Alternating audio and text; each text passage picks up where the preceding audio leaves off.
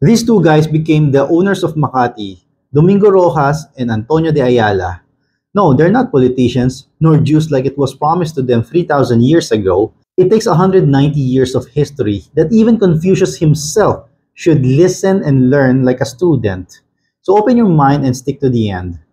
Back in 1834, when YouTube was not a thing and Spain was still ruling the Philippines, these two guys opened a small distillery.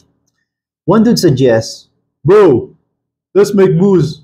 And the other was like, sure. The company name was Casa Rojas, then renamed to Casa Ayala, then rename it again to Ayala y Compañía, and then rename it for the last time Ayala Corporation as we know it today.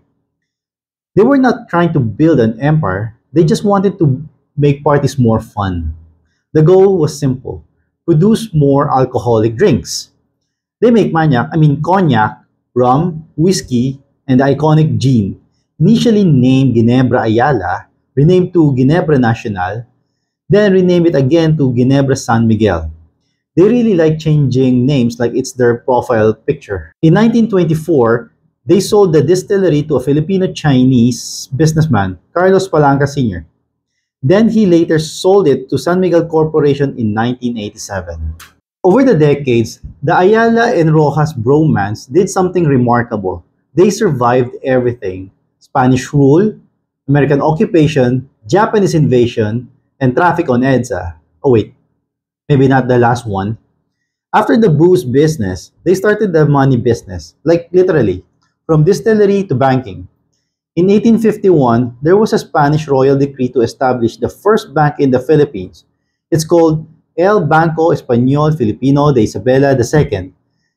And if you can't remember that, it's fine. It's just simply the modern day Bank of the Philippine Island. Simply or nickname BPI.